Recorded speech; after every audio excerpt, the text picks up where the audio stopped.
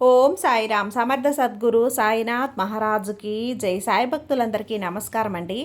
మన బాబాగారి దయ వల్ల మనందరం బాగుండాలి, సంతోషంగా ఉండాలి అని చెప్పి మనస్ఫూర్తిగా కోరుకుంటూ ఈరోజు వీడియో స్టార్ట్ చేస్తున్నాను ఫ్రెండ్స్. ఇక ఈరోజు వీడియోలో మనం చూడబోయేది ఏంటి అంటే, తల్లి, ఒక పెద్ద మనిషి కన్ను నీ ఇంటిపై పడిందమ్మా. అయితే అతను నీ దగ్గర నుంచి ఒక విషయం అడుగుతాడు, కానీ నువ్వు మాత్రం జాగ్రత్త. ఇంటికి ఒక పెద్ద మనిషి ఎవరు? అతని కన్ను నీ మీద ఎందుకు పడింది? ఏ ఉద్దేశంతో పడింది? మంచి కోసమా, చెడు కోసమా? నీకు లాభమా, నష్టమా? నీకు ఏదైనా కీడు చేయాలని చూస్తున్నారా, లేదా నీకు మంచి చేయాలని చూస్తున్నారా?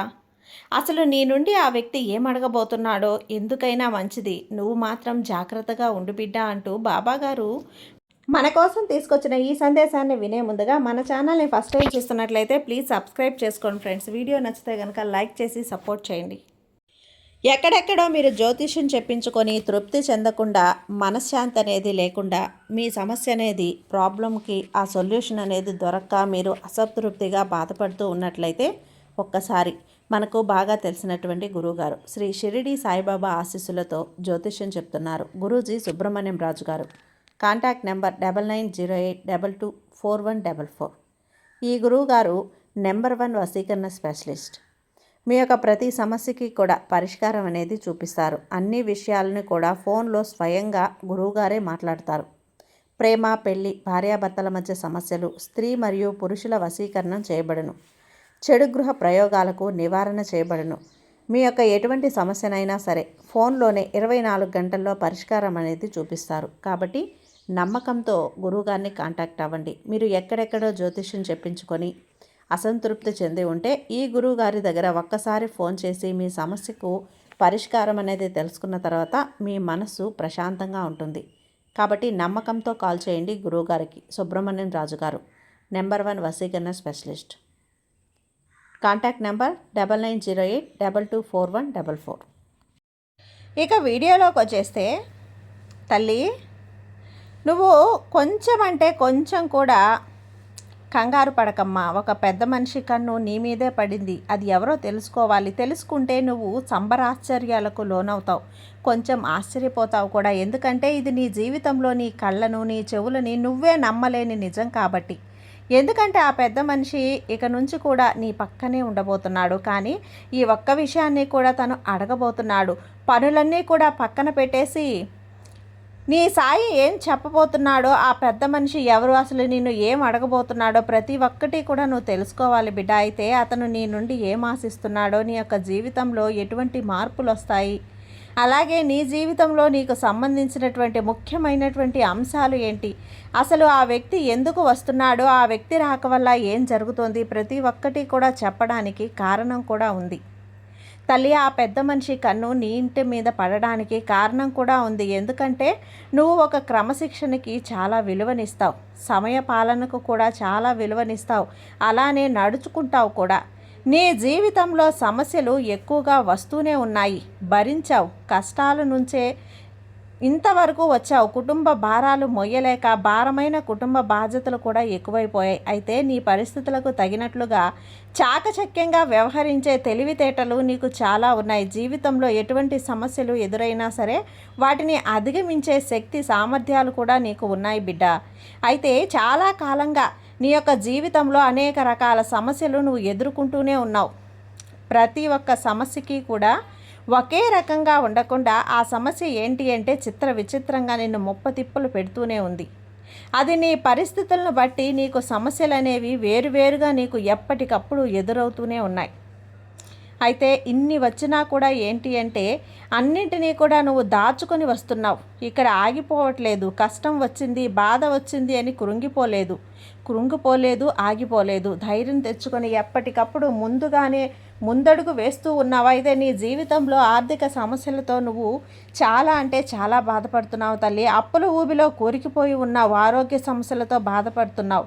కుటుంబ సభ్యులతో సఖ్యత లేక సతమతం అవుతున్నావు. చిన్న చిన్న సమస్యలు భార్యతోనో, భర్తతోనో, బిడ్డలతోనో, ఇంట్లో అత్తమామలతోనో, అమ్మా నాన్నలతోనో, తోబుట్టువులతోనో ఎవరితో ఒకరితో సఖ్యత లేక ఇబ్బంది పడిపోయి మానసికంగా నలిగిపోయి ఉన్నావు. అవునా? అది బయటకు చూపించట్లేదు. నీ బాధ ఏంటో, నీ మానసిక క్షోభ ఏంటో నువ్వే లోపల నలిగిపోతున్నావు, కానీ ఎవరికీ చెప్పుకోవట్లేదు. కానీ వీటన్నింటి నుంచి నువ్వు బయటపడే రోజులు అతి త్వరలోనే ఉన్నాయి తల్లి. ఎందుకంటే ఆ పెద్ద మనిషి కన్ను నీ మీద పడింది. ఆ పెద్ద మనిషి ప్రతి ఒక్కటి కూడా గమనిస్తూనే ఉన్నారు. నీ జీవితంలో వెలుగులు నింపాలనే చూస్తున్నారు. ఎందుకంటే దానికి కారణం నువ్వు ఒక నీతి నిజాయితీ కలిగిన వ్యక్తివి, కల్మషం తెలియని మనిషివి. ఎవరిని కూడా మోసం చేయాలనే ఉద్దేశంలో కలలో కూడా నీకు ఉండదు. కాబట్టి నీలాంటి ఒక మంచి మనిషి, అలాంటి వ్యక్తి ఇంటి మీద ఒక పెద్ద మనిషి కన్ను అన్నది పడ్డది. ఇంతకీ ఆ పెద్ద మనిషి ఎవరో తెలుసా బిడ్డ? వింటే ఆశ్చర్యంతో తల మెలికలు అయిపోతావు తల్లి. సంబరం ఆశ్చర్యాలకి లోనవుతావు, ఎగిరి గంతులేస్తావు. ఎవరో తెలుసా? సాక్షాత్తు ఆ పరమశివుడు మూడవ కన్ను నీ ఇంటి మీద పడింది. సాక్షాత్తు పరమశివుడి శక్తి నీ ఇంట్లో తిరుగుతుంది. నీ జీవితంలో నువ్వు పడుతున్నటువంటి కష్టాలు, బాధలు చూసి పరమశివుడే చలించిపోయాడు. అందుకే పరమశివుడి కన్ను నీ ఇంటి మీద పడింది. ఇక నీకు అన్నీ కూడా మంచి రోజులే రాబోతున్నాయమ్మా. ఎందుకంటే నీకు మంచి రోజులు ప్రసాదించాలని తను నీ ఇంట్లో వస్తున్నాడు బిడ్డ. ఆ పరమశివుడి నీడ నీ ఇంటిపై ఉంది. ఖచ్చితంగా నీ యొక్క జీవితంలో శుభప్రదమైన ఫలితాలను నీకు ప్రసాదిస్తాను. నువ్వు అందుకోబోతున్నావు. నువ్వు ఎటువంటి సమస్యలతో అయితే ఇన్నాళ్ళు బాధపడుతూ ఉన్నావో ఆ సమస్యల నుంచి ఆ పరమశివుడు నీకు విముక్తిని ఇప్పించదలుచుకున్నాడు. తను నీ నుండి ఒకటి ఆశిస్తున్నాడు. ఒక్కటే ఒకటి అంటే తను నీ నుండి కోరుకుంటున్నాడు. ఆ ఒక్కటి గనక నువ్వు చేసావు అంటే ఇంకా పరవశించిపోతావు. ఆ పరమశివుడు ఆయన కోరింది నువ్వు తప్పకుండా చేసేయి. ఎందుకంటే ఆయన కోరారని కోరిక ఏమీ కోరకలేదు తల్లి. నీ శక్తికి మించిన కోరిక అయితే అస్సలు కోరలేదు. దానివలన నీ పుణ్యం రెట్టింపు అవుతుంది, నీ సంపద రెట్టింపు అవుతుంది, నీ డబ్బు రెట్టింపు అవుతుంది, నీ ఆస్తి రెట్టింపు అవుతుంది, నీ ఆనందం రెట్టింపు అవుతుంది తల్లి. అదేంటో తెలుసా? ఎవరైనా పేదవారు నీ దగ్గరికి వచ్చినప్పుడు, ఎవరైనా లేనివారు నీ దగ్గరకు వచ్చినప్పుడు దాన ధర్మాలలో చెయ్యి. అంటే నువ్వు ఎటువంటి ధన ధర్మాలలో చెయ్యి. నువ్వు ఎటువంటి సమస్యలతో అయితే బాధపడుతున్నావో, ఏ సహాయం అయితే ఇతరులకు చేయగలే స్థితిలో ఉన్నావో ఆ సహాయాన్ని నీ చేతులతో నువ్వు ఇతరులకు, ఆ వ్యక్తులకి చేసావంటే పరమశివుడు ఎంతో పరవశించిపోతాడమ్మా, సంతోషపడిపోతాడంటే నువ్వు చేయగలిగినటువంటి సాయం ఎవరికైనా చేస్తే ఆ పుణ్యఫలం ఖచ్చితంగా నీకు లభిస్తుంది తల్లి. ఆ పరమశివుడు నీ యొక్క మంచితనాన్ని చూసి ఎంతో సంతోషిస్తాడు. నీ ఇంట్లోకి వచ్చి నీ ఇంట్లో ఉన్నటువంటి గొప్ప జీవితంలో ఉన్నటువంటి సమస్యలకి నీ ఇంట్లోకి వచ్చి నీ ఇంట్లో ఉన్న సమస్యలన్నిటికీ కూడా పరిష్కార మార్గాలు చూపిస్తాడు. కాబట్టి నీకు వీలైనంత వరకు నీ శక్తి మేరకు ఎవరికి సహాయం చెలుగుతావో ఆ సహాయాన్ని చెయ్యి. ఇల్లు వెతుక్కొని నీ సహాయాన్ని అడుగుతూ ఎవరికైనా నీ ఇంటికి వచ్చారు అనుకో, నువ్వు చేయగలిగిన సహాయం అయితే గనక ఖచ్చితంగా వారికి చేసి పంపు తల్లి. కాళ్ళు చేతులతో అస్సలు వెనక్కి పంపకు. ఖాళీ చేతులతో, బాధలతో దుఃఖంతో ఉన్నవారు వెనుదిరిగి అస్సలు వెళ్ళకూడదని గుర్తుంచుకో. ఎందుకంటే నువ్వు బాధలో ఉన్నప్పుడు, కష్టాల్లో ఉన్నప్పుడు ఎవరి సహాయం కోసమై నువ్వు వెళ్ళినప్పుడు, వాళ్ళు నీకు సహాయం చేసినప్పుడు నువ్వు ఎంత బాధపడి ఉంటావు, ఎంత కుమిలిపోయి ఉంటావు, ఎంత నలగిపోయి ఉంటావు ఒక్కసారి ఆలోచించు. అలాంటి స్థితిని నువ్వు అనుభవించావు. ఆ బాధ ఏంటో నీకు తెలుసు, ఆ నొప్పి ఏంటో నీకు తెలుసు. అంటే ఆ నొప్పిని ఆ ఎదుటి వారికి అస్సలు నువ్వు పంచకు తల్లి. అలా పంచకూడదు. అంటే నీ సహాయం ఆర్థించిన వారికి నీకు తోచినంత, వీలైనంత స్తోమతకు మించి, స్థాయికి మించి నువ్వు ఏదో ఒకటి ఇచ్చి పంపించు. ఇలా ఇవ్వటం అస్సలు మర్చిపోకు బిడ్డ. ఈ విషయంలో తగిన జాగ్రత్త ఖచ్చితంగా నువ్వు పాటించాలి. అంటే నువ్వు దాన ధర్మాలు చేయటం, ఎవరికైనా అవసరాలు ఉన్నవారికి సహాయం చేయటం, ఇది పరమశివుడు నీ నుండి ఆశిస్తున్నాడు బిడ్డ.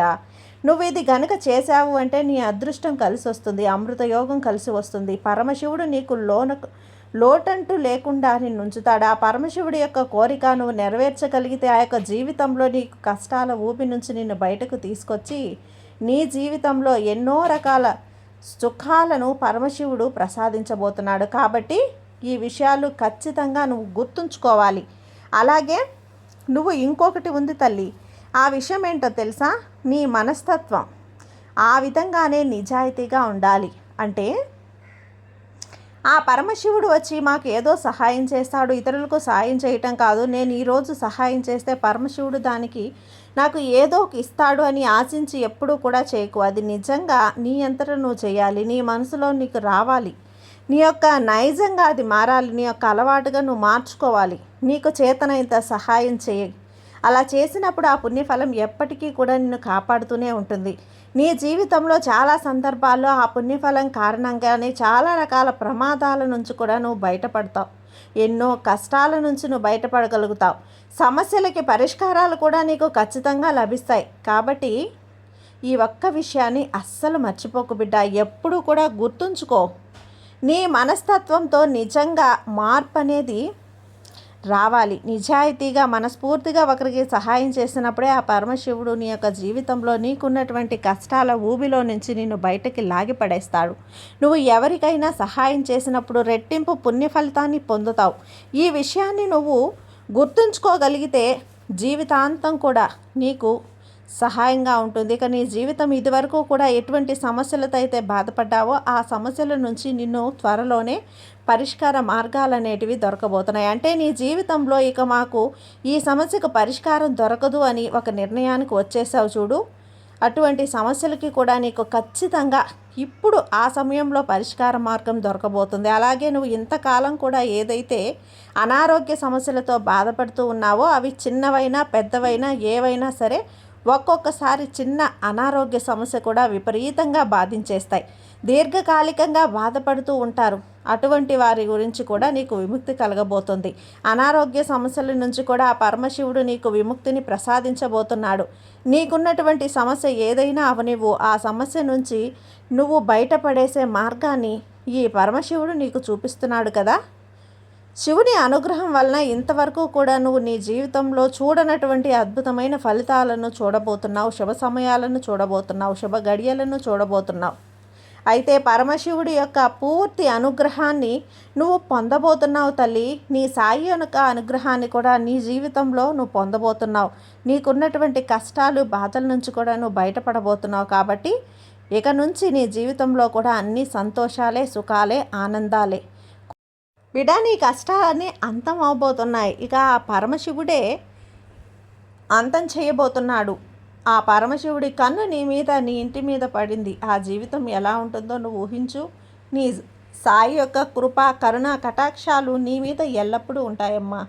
సాక్షాత్తు ఆ పరమశివుడి మూడో కన్ను రూపంలో నీ సాయి చూపే, నీ సాయి దృష్టే నీ ఇంటి మీద పడింది. పరమశివుడి రూపంలో కూడా నీ సాయి నిన్ను అనుగ్రహించబోతున్నాడు. కాబట్టి నీ మంచిని, మానవత్వాన్ని ఎప్పుడూ కూడా వదులుకోకు. నీతి నిజాయితీని ఎప్పుడూ కూడా వదులుకోకు. నీకు చేతనైనంత దాన ధర్మాలు చేయటానికి ప్రయత్నించు. మంచిని కోరు, మంచిని మాట్లాడు, మంచిని చెయ్యి, మంచిగా నడుచుకో. ఎప్పుడు కూడా ఈ సాయి అనుగ్రహం నీ మీద మెండుగా ఉంటుంది బిడ్డ. ఈ బాబా మీద నమ్మకంతో ఉండమ్మా. నీకు అంతా మంచే జరుగుతుంది. ఈ సాయి నీకు తోడుగా ఉన్నంత వరకు నీకు భయమెందుకు చెప్పు. సర్వేజన సుఖినో భవంతు. జై సాయిరామ్.